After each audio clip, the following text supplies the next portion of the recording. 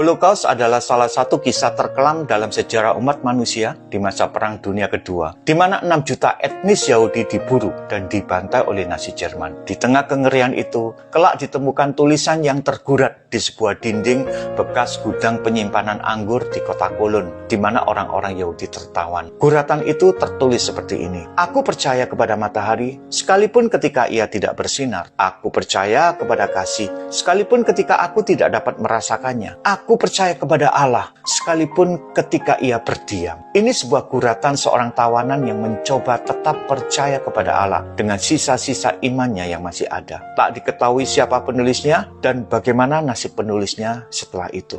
Mengapa Allah seringkali membisu dan sepertinya mengabaikan doa-doa kita. Pergumulan dan pertanyaan mengapa menjadi tulisan yang memenuhi buku kehidupan kita. Dan saya menemukan pertanyaan yang sama dengan pemazmur. Di Mazmur 83 ayat 1 dia menulis demikian: "Ya Allah, janganlah berdiam diri, bungkam, dan tidak berbuat apa-apa.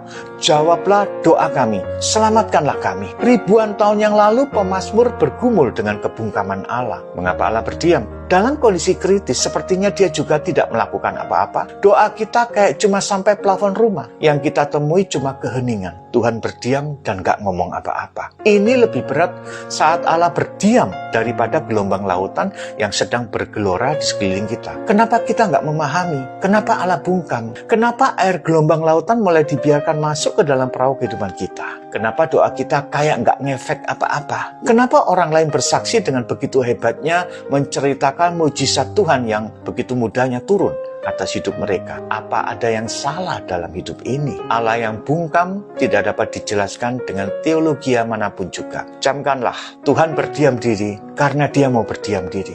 Tuhan bungkam karena memang dia mau bungkam. Terserah Tuhan. Nabi Habakuk meneriakkan pertanyaan yang sama di Habakuk pasal 1 ayat 13. Mengapa engkau diam saja ketika orang yang saleh dihancurkan oleh pendurhaka? Saat Tuhan sulit untuk dipahami, inilah saatnya kita berserah penuh pada kedaulatan Tuhan. Selama ini mungkin kita selalu meronta-ronta agar kemauan kita dikabulkan Tuhan. Inilah saatnya kita belajar berdiam diri seperti anak yang terpuaskan batinnya dan berhenti menangis dalam dekapan kasih ibunya. Dan inilah saatnya kita mempelajari bahasa kasih Allah, yaitu bahasa bungkam.